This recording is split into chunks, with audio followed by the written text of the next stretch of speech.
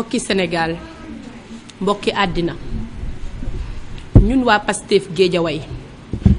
ñoo ñëw fii am naqar ak tiis pour jàkkaarloog àddina pour naqarlu li nga xam ni dañoo xëy mu dal suñu kaw mooy suñu sœur Aminata Dia ñu gën ko xam ci turu Nadi bi nga xam ni tey otage politique lañ ko def depuis 3 jours ñu koy naqarlu loolu di jël tamit Sénégal en témoin ndax tey lii di raam ci ñag bi la jëm te li ko wundu xam ngeen ko te ñu nit xam nañ ko Sénégal toll na foo xam ne doon militant Pastef crime la doon opposant Macky Sall crime la wuute xalaat ak nguur gi nga xam ne moo fi nekk crime la bref am yëg-yëg ak gis-gis bu bokkul ak ñi nga xam ne ñoo ñuy jiite est devenu un crime dans ce pays li ñuy wax nag mooy lii fi jiitu muy bépp leader bu nga xam ne dafa opposé wu ci Macky Sall décapité nañ la ba ñu paree nag ci leader yi léegi ci militants yi la ñu jëm pour intimider leen pour menacer leen pour torturer leen mais surtout pour ôter leen seen liberté de militer may wax rekk Sénégal lii nag ku ko seetaan bàyyi ko mu raam ci ñag bi la jëm te bu yeggee ci ñag bi du bàyyi kenn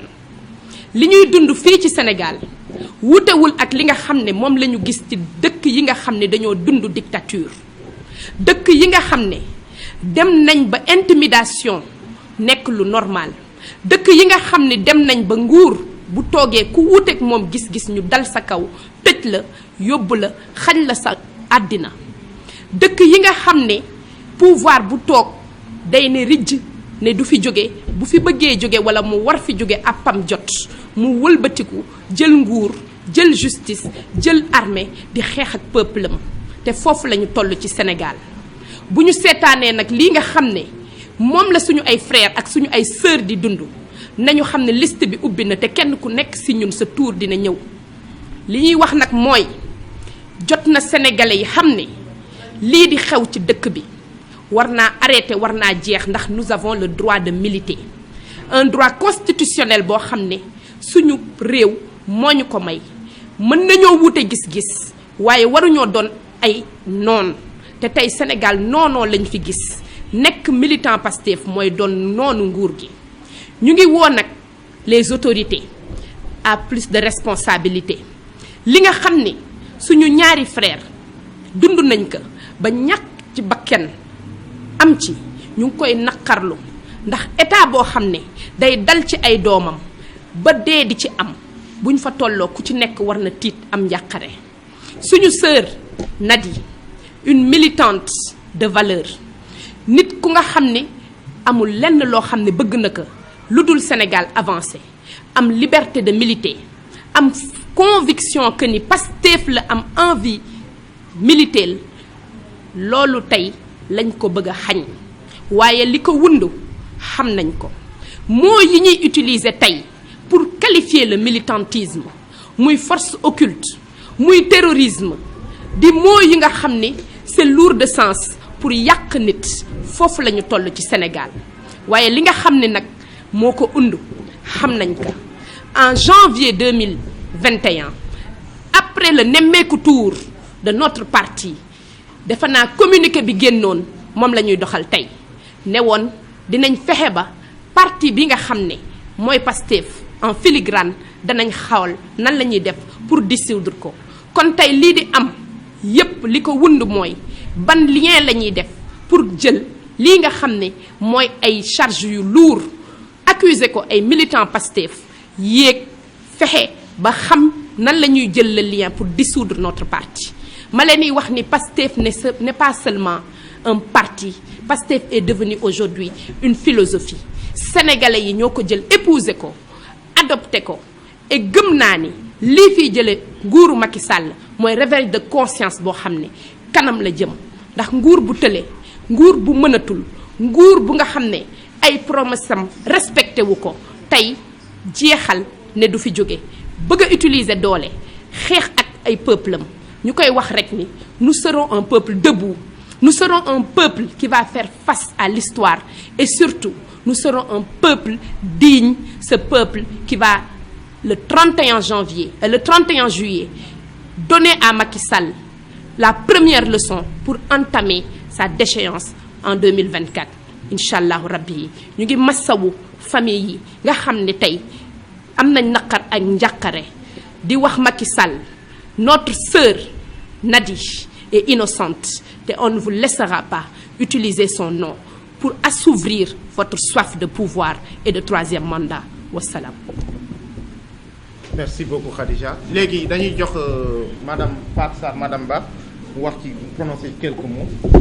Oui.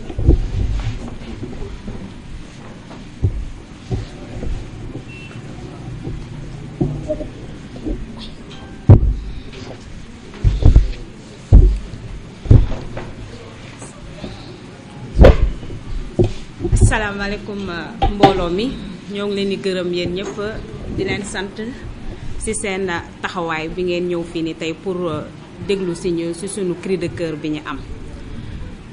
que man dama xamatul léegi ban Sénégal lañ nekk Sénégal boo xamante ni dañuy banaliser ay terroristes ay rebelles loo xamante ni boo ko mësaan dégg sa fit yëpp mooy dem ñu dem tey ba banaliser ko di ko fowee dem tey ba wàccee ko di ko jël di ko coller ci ay jigéen pas n'importe quel jigéen boo xamante ni jigéen bu am valeur une femme boo xamante ni femme de qualité muy soxna Aminata Dia bokk ak ñun parti ñu nekk ak moom fii moom laa gis jigéen boo xamante ni sax wala yépp ci parti bi koo xam ne mësul jote ak nit su ma waxulee dëgg ñi ñaa ngi ni toog nañ ma wax Nadi mooy koo xamante ni musul histoire ak nit su ma commencé wax sax man nga xam ne dama ëppal bari wax mu ne ma ay Fatou Sarr Nadi mooy jigéen bi nga xamante ni bu ñu toogee réunion lu mu guddi lu réunion bi xumb buñ ne Allahu akbar mu jóg tàllal basangam dëgg la wala du dëgg Nadi kese moo ko fiy def boobu jigéen nag ñu yar ko fañ ko waree yar mu màgg dugg xool ci parti bi nga xamante ni mooy parti bi ñu yaakaar ne moo am valeur parti bi nga xamante ni moo war a mën a sauver Sénégal ci ay jikko mu ñëw dugg fa laajul dara lu dul lu mu mën ci dooleem ak lu mu mën ci xel ak xalaat mu sottul ñu ko kooku lañ jël tey bëgg ne dafa bokk ci ay forces spéciales ah ñun de buñ ko déggee ba léegi nelawuñu tëdduñu man dama ne juge bi xanaa bu jàkkaarloo ak moom ba xool ko ba cerner personnalité am danaan ko soxna si jógal ñibbi ndax koo xamante ni du wax ci kaw nit dégg la koo xamante ni du mer koo xamante ni ci jaamu yàlla la tënku kooku ñu te ne tey kooku dafay def ay financement ak dafa bokk ci ay forces occultes ak dafa bokk ci ay terrorisme ah nguur gi jaaxle na kon ñi ngi ñaan nag Macky Sall ak nguuram mu dellu si waat ci ay raisons xoolaat bu baax il s'est trompé dañoo trompé ils sont trompés de personne bu daloon feneen sax ñuy jiixi jaaxam mais fi ñu dal ah foofu baaxul du kooku c'est une femme digne yaay la soxna la doom la te ay waa këram soxla nañ ko ñun ñii mu bokkal politique soxla nañ ko nañu bàyyi jàmbur mu ñibbisi ci jàmm ak salaam te bu ko dara okk bu ko dara xuri ndax bi mu fi jógee dara jotu ko fekk nañ ko biir këram mu julli ba pare toog di wirda ñu jàpp ko patamee ko mu ne leen bàyyi leen ma bala maa dem dinaa dem de bala maa dem bàyyi leen ma tàggu sama yaay kon kooku am kilifa la ci femme bu ñuy wax ne am nga juróom fukki at yu teg kon kooku kilifa ci lay dund kon kooku ci ndigal ci lay dox nañ bàyyi jàmbur mu ñibbisi ndax soxla nañ ko wasalaam.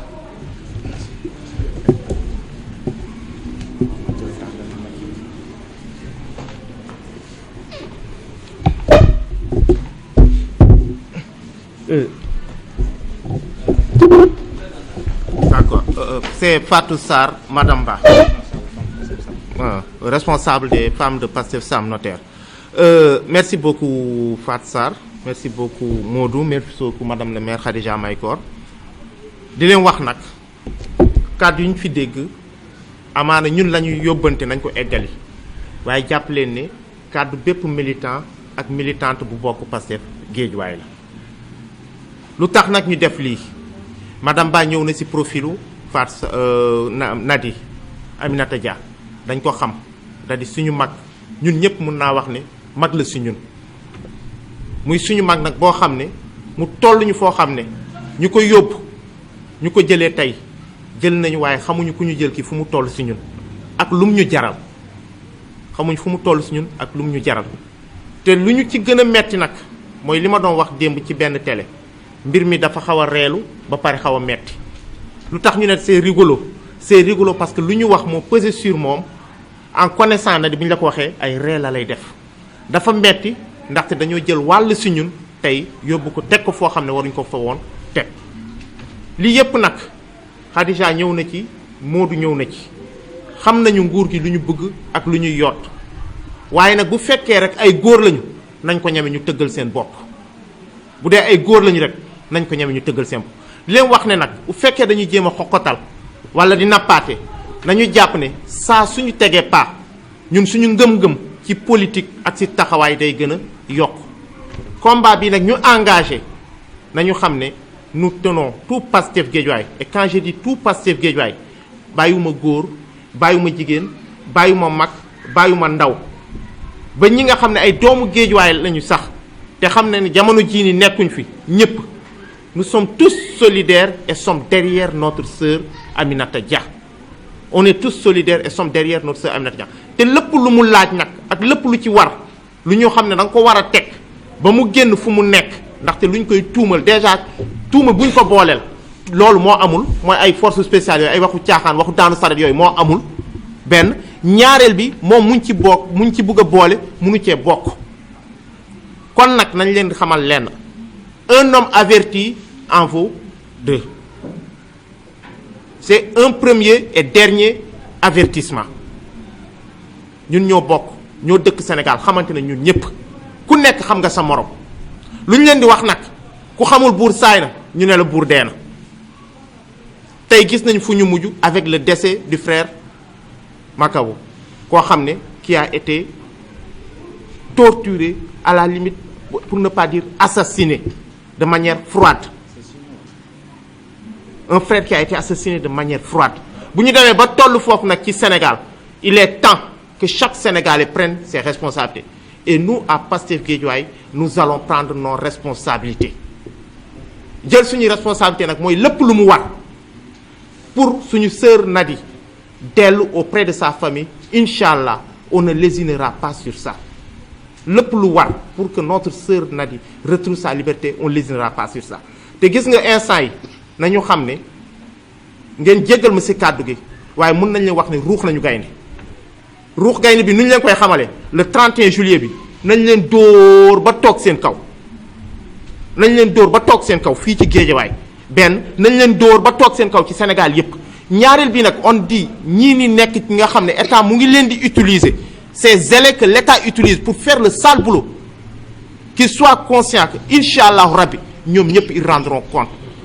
lenn day dàkk ci Sénégal ngay def suba bu fi régime jógee nga naan dañ ma doon jox ordre loolu day dàkk ci Sénégal tout Sénégalais qui est en train de perpétrer actuellement des choses anormales rendra compte dans ce pays-là